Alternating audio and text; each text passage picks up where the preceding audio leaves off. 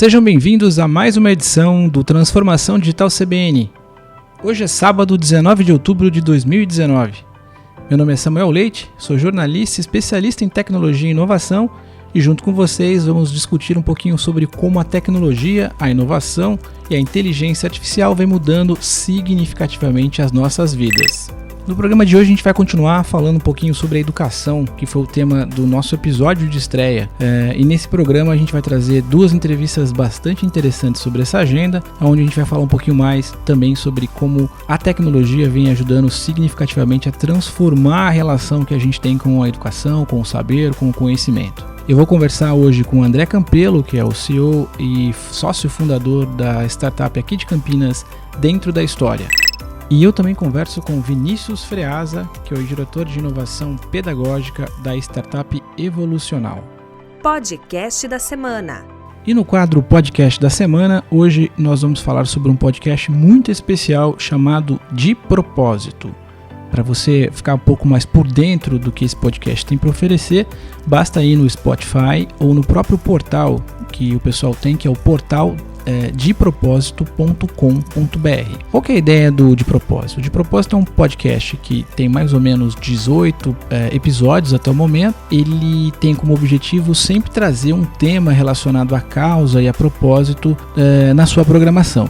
Uma das coisas curiosas e bastante interessantes como formato é que sempre eles costumam variar os apresentadores. Então é muito comum que você tenha sempre um host, um apresentador diferente a cada programa. E eles tratam de todas as agendas possíveis relacionadas à causa. Então tem episódios muito bacanas, por exemplo, falando sobre a acessibilidade da pessoa com baixa visão ou mesmo que é deficiente visual, cego, que é comandado pelo Fernando Scalabrini, que é também dono de um podcast muito bacana chamado Papo Acessível, que brevemente a gente vai trazer aqui no Transformação Digital. E além disso, o De Propósito trata de outras agendas como sanidade mental, as questões relacionadas a empoderamento de gênero e raça. Enfim, é um programa muito bacana, sempre com um tema importante, um tema necessário para discussão e para diálogo. O que aconteceu nesta semana e você precisa saber. Nosso assunto aqui no Transformação Digital é falar sobre inovação, sobre tecnologia, sobre todas essas agendas que estão, de fato, diretamente conectadas com a transformação da nossa realidade aqui como ser humano, mas muito impulsionadas pela tecnologia. E aí tem uma dica bem bacana de um festival de inovação que acontece hoje aqui na cidade de Campinas e região e que vai até o dia 31 de outubro. Então, se você está pela cidade aí, tá a fim de participar de uma agenda muito bacana, acesse o site www.campinasfestival.org.br e lá você vai ter o link programação. Então são mais de 115 atividades acontecendo simultaneamente por toda a cidade e que tem como agenda, como eu mencionei, a questão da inovação, da tecnologia, da divulgação científica, do empreendedorismo, entre muitos outros temas. Então vale muito a pena acompanhar e ficar por dentro do cenário de inovação tecnológica que acontece aqui na cidade de Campinas. Conectados. Bom, e seguindo com o assunto educação e como a tecnologia pode transformar a vida da gente, sobretudo do âmbito da educação e da evolução, pensando sempre de como é que vai ser a educação do futuro, eu estou com um convidado aqui muito especial, que é o Vinícius Freasa, que é diretor de inovação pedagógica. E Vinícius, eu queria, antes de começar o nosso papo, fazer aqui um breve e pequeno interlúdio aqui para explicar para a nossa audiência um pouquinho sobre esse momento onde o Big Data, ou seja, os dados, as informações que estão contidas na rede de maneira geral, na imensa maioria das vezes não estruturada, essa informação evidentemente, como é que isso pode, de alguma forma, transformar o futuro da educação. Queria que você contasse um pouquinho da trajetória da startup de vocês e como é que isso pode ajudar a gente a ter uma educação de melhor qualidade. Seja bem-vindo, Vinícius. Legal, Samuel, ouvintes, obrigado aí por estarem nos acompanhando. Bom, nós trabalhamos com o uso de dados na educação, né? Evolucional é uma startup campineira que tem se dedicado a trabalhar com dados na educação, né? Hoje a gente tem atuado em mais de 700 cidades, mais de 2.500 escolas usando o nosso sistema, né? E o que a gente costuma dizer, Samuel e ouvintes, é que a escola, né, ela é, na verdade, uma fábrica de dados. Existem dados sendo gerados na escola cotidianamente em grande quantidade acontece que esses dados muitas vezes estão soltos na escola, né, estão descontextualizados ou, pior ainda, subutilizados, né? A escola produz muitos dados, mas usa pouco esses dados para melhorar os seus resultados acadêmicos, pedagógicos e os resultados dos seus alunos, né? E a nossa proposta, Samuel, né, e não só a nossa, mas na verdade de um movimento todo que começa a acontecer na educação, é o que nós chamamos de educação baseada em evidências, né? Educação baseada em evidências nada mais é do que o uso dos dados que a escola produz para melhorar os seus próprios resultados, né? O que a gente sugere que seja feito, né, é que todos os dados oficiais da escola, como, por exemplo, os dados de avaliações, né, eles sejam organizados e estruturados, e aí a tecnologia está aí para isso, né, Samuel? A gente não conseguiria fazer isso num nível bom de organização, né, e de direção, se nós não tivéssemos a tecnologia para nos ajudar. E a nossa proposta é justamente usar a tecnologia para organizar esses dados todos e convertê-los em informação para a escola, né? A gente acredita muito na diferença entre dado e informação, né? O dado é apenas um conjunto de números ou de caracteres ali soltos e desorganizados, mas quando você começa a olhar para esses dados e agrupá-los, atrelar contextos a esses dados, a gente consegue ter informações para a escola que são coisas muito mais valiosas do que os dados, né? A gente consegue identificar quais são as lacunas dos alunos de aprendizado, né? Então, o que um determinado aluno precisa estudar mais para melhorar o seu resultado, o que a escola como um todo precisa prestar atenção para alavancar o seu resultado em avaliações oficiais como o Enem, por exemplo, né? E tudo isso só é possível com o uso da tecnologia, né? A gente já vê um movimento muito forte em outras áreas, não é, Samuel? Por exemplo, o comércio eletrônico, né? Que já personaliza oferta para as pessoas a partir dos dados que essas pessoas deixam na internet. A nossa proposta é fazer isso com a educação, né? Então, olhar para os dados que os alunos produzem, que as escolas produzem, converter isso em informações valiosas que possam ser, então, utilizadas na melhoria do aprendizado dos alunos, né? Perfeito, Vinícius. Deixa eu te fazer uma outra pergunta. Quando existe, algumas empresas, sobretudo no âmbito global, que acabam atuando nesse mesmo modelo de vocês. Uma das críticas que eu percebi, especificamente em relação a uma dessas startups, uma bastante famosa na China, é que os caras, de alguma forma, ajudavam ali os seus grupos de alunos a terem uma melhor performance nos exames de avaliação. Aqui no Brasil a gente tem o Enem, mas eles estavam sendo muito criticados porque naquele momento, especificamente dentro daquele ecossistema, a crítica era: estamos formando alunos que estão decorando conteúdos e não estão sendo preparados cognitivamente para ter reflexões.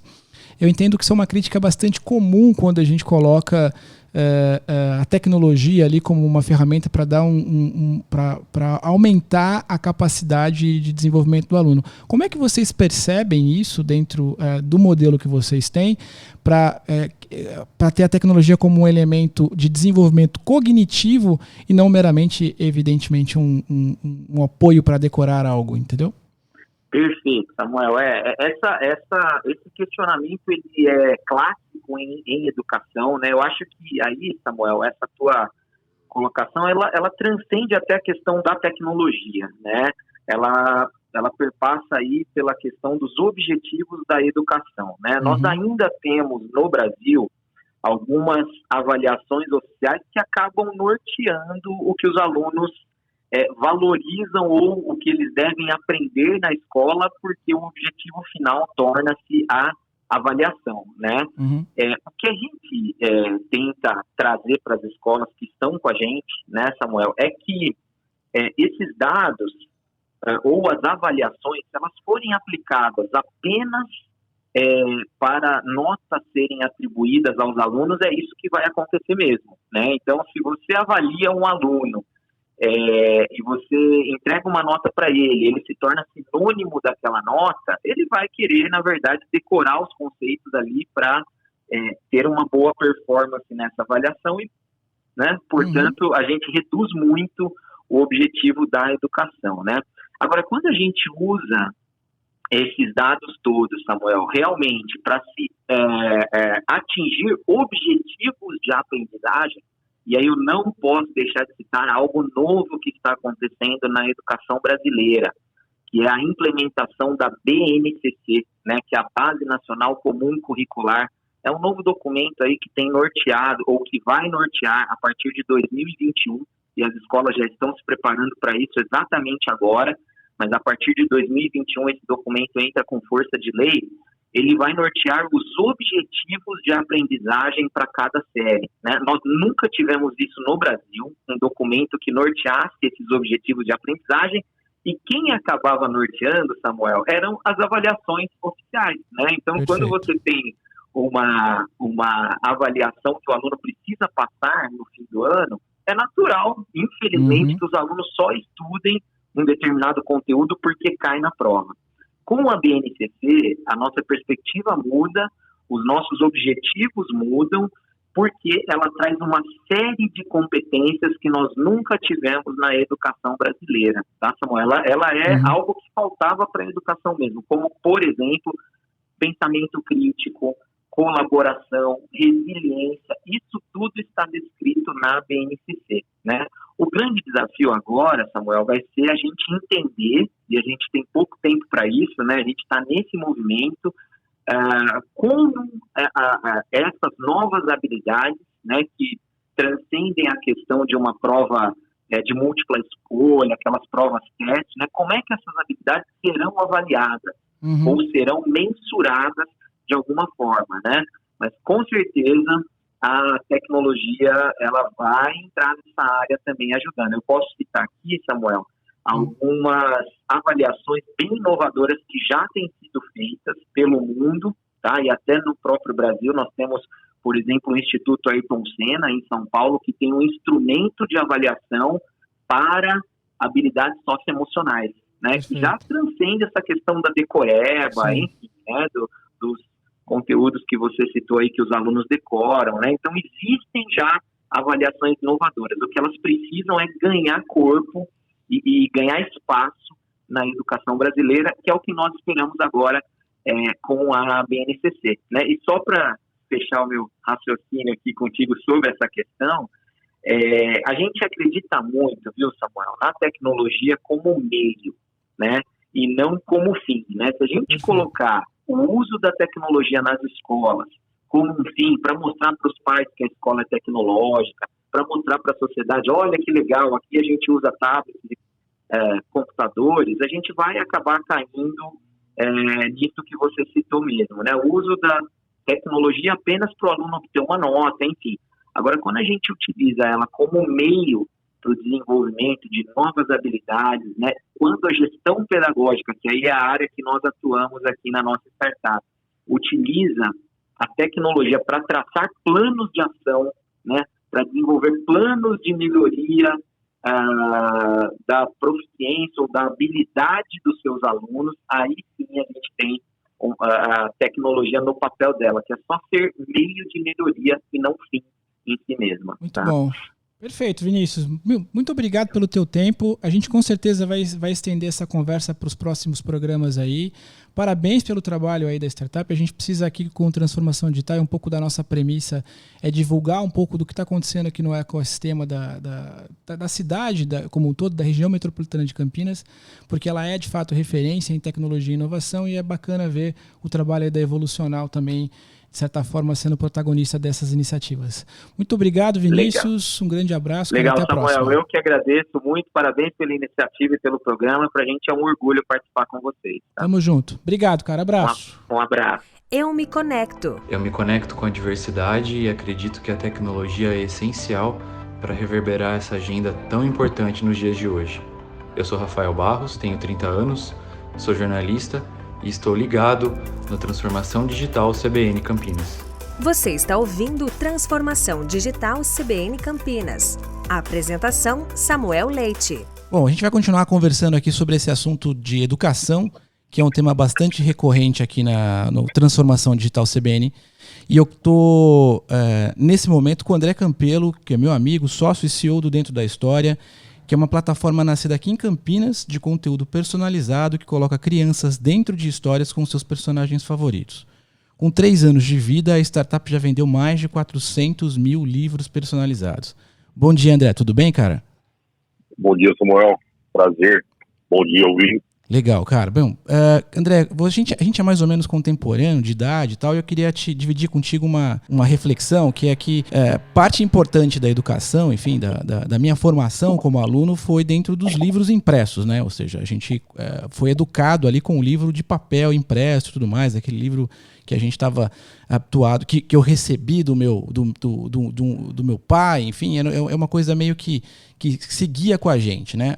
Mas hoje a gente tem muitas plataformas, muitas formas, inclusive, de disputar a atenção da criança, porque a gente pode falar aí, para enumerar algumas, celular, enfim, a própria internet como um todo é um elemento bastante importante de tirar o foco da criança nesse ambiente que a gente vive. Como é que você acha que iniciativas como a do Dentro da História pode fazer para tornar o hábito de leitura ainda mais prazeroso? Legal. O que a gente acredita com que a inovação que a gente criou com a Dentro da História, a gente tem levado para o mercado aí, como você disse, para mais de 400 mil crianças do Brasil nos últimos anos, foi lá atrás a gente imaginou juntar tecnologia, educação e crianças.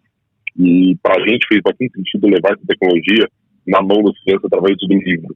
Porque o livro, para uma criança até 8 anos, que na prática ela não vai ter a propriedade de um celular, de um smartphone, de um tablet na mão, ela vai usar isso no contexto da família, no contexto da escola, mas não é dela, e o livro deveria ou é para fazer parte desse universo infantil, seja na escola, seja em casa. Então a gente falou, vamos colocar isso com tecnologia na mão da criança, trazendo um device onde ela vai se identificar mais, ela vai ter um livro onde ela vai ser protagonista de história, ela vai se emocionar com aquilo, e a gente espera que com esse impacto você gere mais interesse para a leitura. É isso que a gente vem acompanhando diariamente com as famílias que compartilham para a gente as emoções, o impacto desde crianças pequenas, de 2 a 8 anos, que é um pouco o nosso foco, e a gente acredita que também o livro é uma experiência compartilhada. A própria família, ela tem essa coisa da leitura na hora de dormir, da leitura com a família, com seus pais, com seus avós, com seus tios, e no caso de um celular, de um tablet, ele é sempre uma experiência individualizada, né? Você, quando coloca isso na mão da criança, acaba sendo uma experiência de tela única. Muito bom, cara. E quem quiser conhecer mais sobre o Dentro da História, como é que faz para chegar até vocês, para conhecer um pouco dos produtos? Seria legal você dar um overview sobre as propriedades intelectuais que vocês têm, né? Os títulos que vocês têm. Dá um toque aí para a nossa audiência sobre o Dentro da História. Legal. A Dentro da História tem conteúdos clássicos e originais, mas a gente tem também muitos conteúdos que a gente trouxe numa primeira demanda de conteúdo que a gente trouxe para as crianças, que é colocar essas crianças com seus personagens favoritos. Então, a gente tem desde Turma da Mônica, que foi nosso primeiro conteúdo, a todos os desenhos praticamente do universo infantil, Patrulha Canina, Peppa Pig, Galinha Pintadinha, Disney agora, enfim. Então, basta entrar na plataforma Dentro da História, que é dentrodahistoria.com.br, acessar, brincar, dá para criar, escolher uma história, criar o seu avatar, identificar a criança. É uma brincadeira que a própria criança pode fazer, e aí você vai ver o seu livro todo personalizado online, e você pode receber ele físico, que é nesse momento que você compra, e recebe ele físico na sua casa, um livro capa dura, todo bonito, impresso e personalizado e único para a criança. Muito bom, cara. Bom, eu acho que esse papo aqui, ele iria longe, acho que a gente pode voltar a falar sobre esse tema, porque eu acho que ele é muito importante, sobretudo porque é uma startup que é nascida aqui na região de Campinas e parte da nossa missão aqui no Transformação Digital é ecoar esse ecossistema aqui da região. Mas, de qualquer forma, muito obrigado pelo teu tempo, André, e a gente segue se falando aí, cara. Um abraço. Obrigado, Samuel. Um abraço.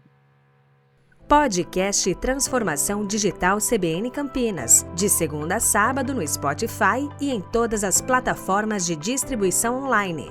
A apresentação, Samuel Leite. Transformando realidades.